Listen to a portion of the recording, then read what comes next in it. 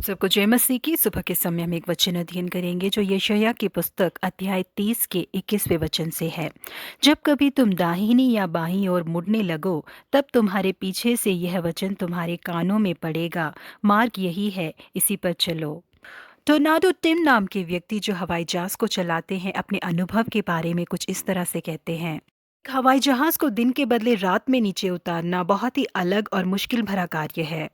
मुझे जो एक यंत्र दिया जाता है उसी की मदद से मैं जहाज को नीचे उतारता हूँ। दिन के समय में मैं जहाँ जहाज उतारता हूँ उस जगह को अपने आंखों से साफ तौर से देख पाता हूँ। क्या ये रास्ता ऊबड़ खाबड़ है या खतरनाक है करके मैं खुद की आंखों से उसे देख पाता हूँ।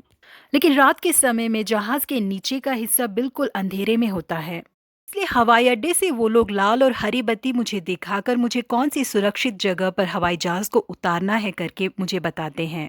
जैसे ही मैं उस रोशनी को देखता हूँ मेरे अंदर एक शांति आ जाती है।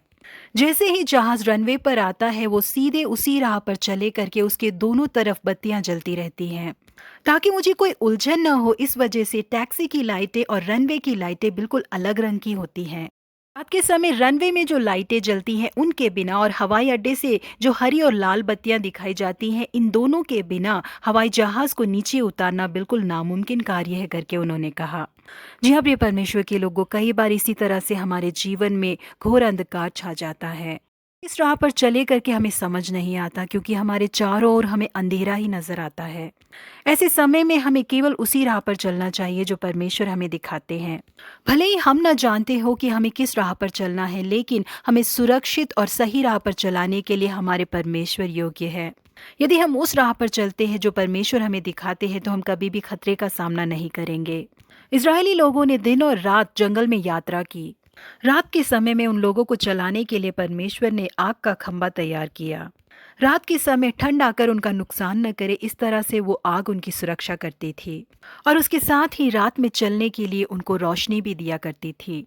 इजरायली लोगों को कब रुकना है, कब तंबू लगाना है और कब आगे बढ़ना है करके परमेश्वर ही उन्हें राह दिखाते थे।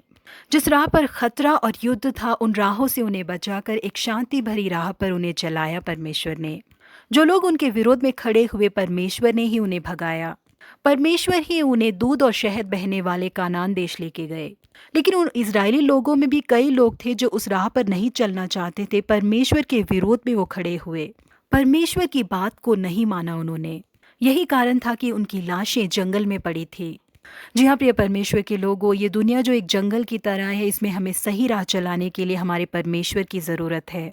हम प्रार्थना करते हैं, वचन पढ़ते हैं, कलीसिया में पासवानों के द्वारा वचन सुनते हैं तो परमेश्वर हमसे बातें करते हैं।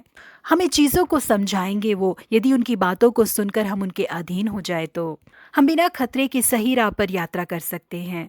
इसलिए जो राह परमेश्वर हमें दिखाते हैं उस पर चलने के लिए अपने आप को अर्पण कर दें। प्रभु आप सबों को आशीषित करे। Have a blessed day.